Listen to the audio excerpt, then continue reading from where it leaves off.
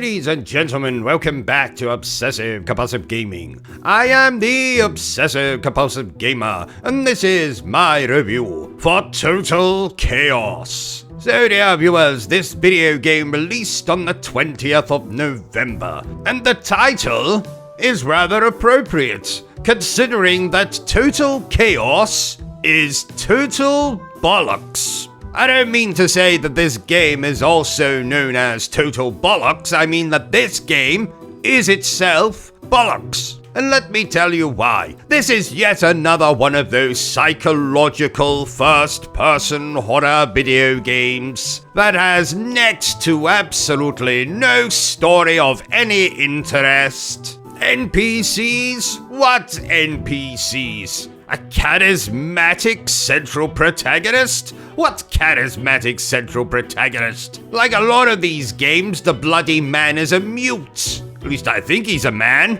We arrive on some bloody island called Fort Oasis. And ever so slowly, very, very slowly, we are guided by a voice on our walkie-talkie into the island's depths. While we're doing that, we'll have to find keys for gates, deal with not only our health, but also a stupid hunger meter, and a bloody bleed meter. So if you get injured by any of this game's very unimaginative enemies and you don't have a bandage to hand, well, you better craft one quickly. This game has a damn lot of mechanics, be it trying to keep on top of your health, keeping on top of the bloody hunger meter by eating food. Most of the pieces of food that you pick up will also take health away from you or raise your bleed meter. It's just an absolute frustrating slog, just like the rest of this game, most notably in the combat department.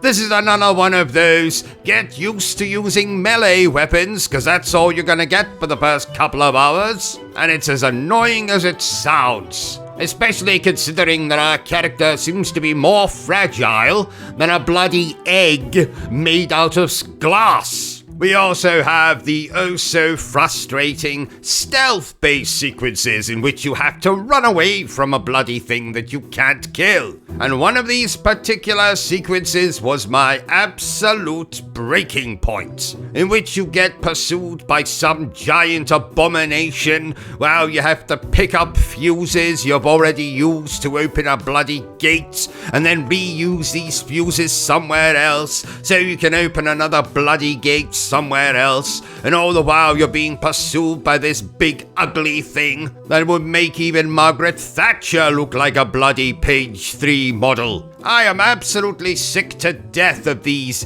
indie horror games boring the life out of me. In fact, the only reason I even considered giving this game a go is I saw that some of the music was composed by Akira Yamaoka.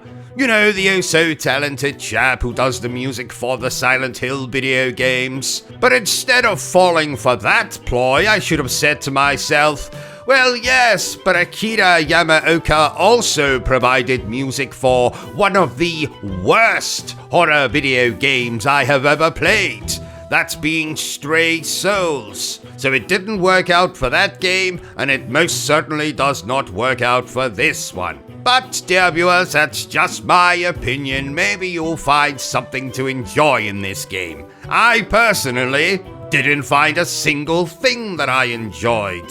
And if this continues in the indie horror game market, I might just decide to stick to the ever-reliable Resident Evil, Silent Hill, Dead Space caliber of video game. I'll leave all the indie horror games that I don't enjoy to you commoners. Therefore, I declare the Total Chaos. Well, I already said it. It's total bollocks. So there you have it, ladies and gentlemen, my review for Total Chaos. If you enjoyed this little review of mine, don't forget to give me a thumbs up. If you haven't enjoyed it, well then feel free to give me a thumbs down. But please remember the single most important thing I always tell you, dear viewer, and that is to always stay obsessed with gaming. Are you still here? Oh, You must have really enjoyed this video then. In that case, you had better subscribe to the channel and check out our other content. Otherwise, you're a booby pants, and no one wants to be a booby pants.